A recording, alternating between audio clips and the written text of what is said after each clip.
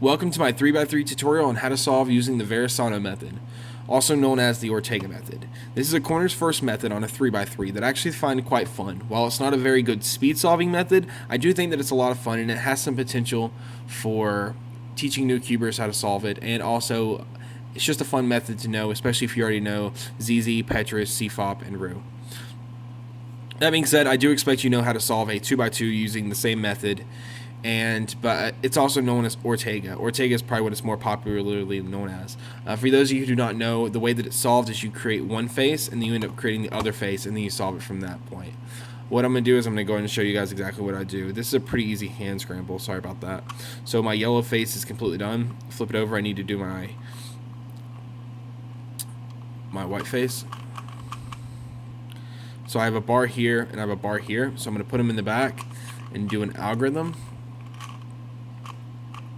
And it's solved. Ortega is used by most 2x2 speed solvers that I know, but it really should be called the Varasano method since he did end up creating it. And there's a video explaining that, and I will link that in the description. If you don't know how to solve a 2x2 yet using the Ortega method, I highly suggest going to learn it. I will link some videos in the description on how to learn how to solve using the Ortega or Varasano method. That being said, if you do know how to do this, this will actually be a pretty easy tutorial, especially if you also know how to do Rue using the last 6 edges.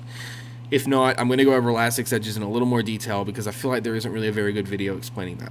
I'm going to set the 2x2 to the side right now, and what we're going to do is we are going to go ahead and get into the 3x3. First thing, you do want to do the exact same thing I just did on 2x2. You want to end up solving one color. So I'm going to go ahead and solve white because I feel like I have much better recognition with white, and I completely messed that up. So white's done. Double F sexy. Match my bars up in the back and do this. Now that you've solved the 3x3's corners, it's actually going to get pretty easy. What I like to do is I like to solve with white and yellow. If you're a Rue solver, I suggest doing it with whichever two you would start your first 2 blocks on. So if you would prefer doing it with blue and green the way that I learned it, with yellow being on top, we'll do it that way. That might actually be easier for you guys. So pretty much you want to build your first 2 blocks. You want to put a center here and a center here that matches your corners. Whatever's in the M slice really doesn't matter because we're going to end up abusing that anyways. You want to pick a color on this cube that you want to stay as a buffer piece. I'm going to pick yellow, so we're going to use blue and green with yellow buffer pieces. And I'll explain what that means in a little bit. First things first, what we want to do is we want to end up finding a green or blue piece on here that is not going to be yellow. Right here, I can see that this is a green-white, so I'm going to go ahead and bring this piece up, turn it to the side, and flip it down. Turn it back and flip it back. So now it's on the M slice, which means that we have full control of being able to put it in an edge here or an edge here. Next thing we need to do is we need to end up finding the piece this needs to go to and bring that to the top. This is a green-white, so here's my green side, so I'm going to bring my green-white to the top. And since it's facing with the white down, I'm going to put my whites facing up in the back. Flip it through and put it back. Now I know what you're wondering. What that does is it actually takes this one out. But that's why I say a buffer piece, because this right here doesn't really matter. Even though this is in the right place, but it's flipped upside down, it doesn't really matter. This piece and this piece are currently irrelevant. Let's look and see if we have another piece on the bottom. So we do. It is a blue-white. So what we're going to do is we're going to end up bringing our blue-white and bringing that up to the top. Make sure our buffer piece is okay right here. Flip that over so that we can end up putting it in like this. Put in your edge, put it back, and flip it back down. Do we have any more pieces? And we do. Actually, no we don't. That's not one. Sorry about that. We have a green-orange right here.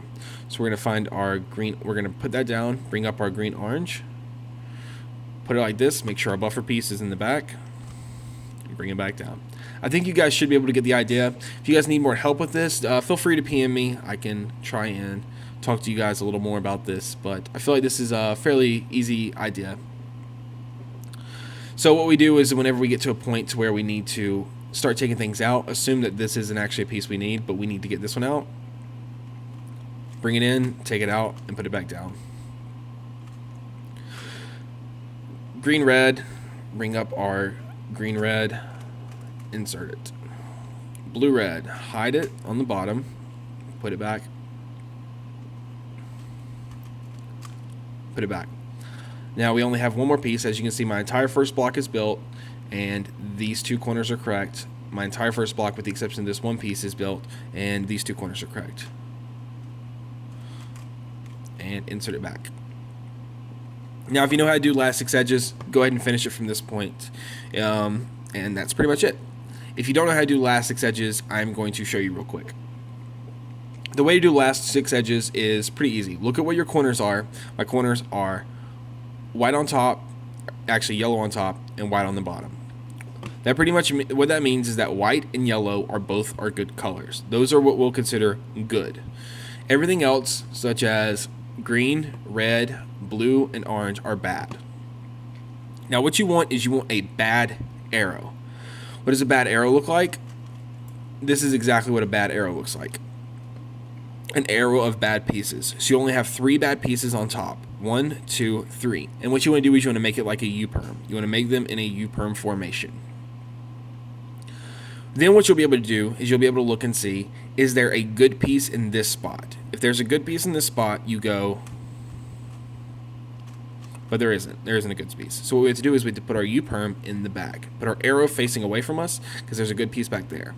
Pull it towards us, and then you want to connect your good pieces to good pieces and flip it back down. Pretty easy idea on how to get a good arrow. I'm going to show you guys again, but we're going to just scramble our last 6 edges and we'll go over it. So from this position, I see that I need a good arrow on top. What I'm going to do is I'm going to show you guys how to do it from a bad arrow. Okay. If I can end up getting a bad arrow. Okay, here we go. So this is a bad arrow. You have your bad arrows, but you have a bad center. And the way to fix a bad center with bad arrows, it's pretty easy. You want to flip it around. So first off, let's look. Does this match up to be a straight line? Does this match up to be a straight line of good? If it does, whenever you flip it through, you'll only have 2 bad pieces on top when you need 3. So let's flip it around. Since this is a good piece, this has to be a bad edge. If you have a good and then you have 2 bad, you have 2 bad right here, you can literally flip it through and you'll end up having 3 good, or 3 bad and the rest good. And then we're going to end up turning it back around, matching good to good, putting it through, and then flipping it through. At this point, I know it's tempting to just go, but that's not really what you want to do. What you want to do is you want to end up finding 2 edges, such as the green and the blue, which is what we're going to end up using, and we're going to end up finding those pieces and hiding them on the bottom. So I know I have one piece right here, and I know that I have another piece down here. So what I want to do is I want to get these 2 on the same layer across from each other. Now I can't just do this, because that puts this here and this puts this on the bottom. So it's just going to end up cycling through, and it's going to keep on putting the good and the bad together. Or it's going to end up not doing what we want it to do. So what we have to do is we have to do an M prime. So M's going to follow our L's. So we're going to do an M prime, U2, M. What that did was that put our green, yellow, and our green, or our blue, yellow, and our green, yellow together. And now what we can do is we can end up matching the opposite colors to our corners. Match our blue to our green and flip it through. From this point, it's all intuition. I see that this is a red dot, and I see that I have a red line on top, so I'm going to go and match those 2 together, flip it through using M2, and then I have a U2 to finish the cube. Real fast, I'm going to go over another solve using Varasano, and I'm going to run through it real quick in case you didn't catch any of that. I'm not going to go into detail about anything specifically, but I will show you guys what's going through my head whenever I use this method. That's scrambled enough. So first thing I'm going to look for is I'm going to look for corners. I noticed that my greens aren't horrible, so I might actually end up starting there. But my blues also aren't bad, so it's a difficult choice. But I'm going to start with blue. So flip this through. I have a piece right here. My blue corners are okay. Flip it over. OLL case. I have a bar right here, and I have a bar. I have my white bars in the back, so I'm going to do this. And next thing I want to do is I want to go and flip it to the side, putting my blues and my greens and putting the centers in between those. Go ahead and put my yellow on top, and let's go ahead and start putting in pieces. First thing I'm going to do is I'm going to see if there's anything on here. I have a green red. Bring up my green red, put that in. Keep my buffer piece back on top. Next I have a blue red, so we're going to bring up my blue red, put the buffer piece, use the buffer piece on the side and put that piece in. Next I have a blue white, so we're going to end up bringing up our blues, put that in. Next I have a blue yellow, but it doesn't matter because we aren't going to put anything in blue yellow. So what we're going to do is we're going to see if there's anything else, and there really isn't. So what we're going to do is we're going to have to take a piece out. I'm going to take it out of this spot. So now right now I have a green white, match it up, put it back. I have a green orange, put it in. Last piece right here, I have a blue orange, put it in. I'm going to do my last 6 edges.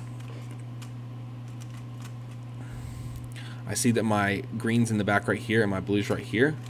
Match those up, pull it down, and then do an M2 to get the opposites across from each other. I notice that I have a white dot right here, which means if I have a white dot right here, I can pull towards it, and it's intuition from there. For those of you wondering, I currently average about 90 seconds using this method. My goal is to get sub 30 with it, and I'm going to keep making videos on this method to try and get everyone faster. My average on 2x2 is about 6 seconds. That's only because I just recently learned how to do the Varasano method on 2x2. I'm sorry about that. If you would like a more in detail video about how to solve using the Varasano method, I'll be more than happy to make it. Just leave some suggestions below about what more in detail you want to learn about. Thank you guys for watching, and I hope you guys look forward to more videos like this, because these are the type of videos I really want to make.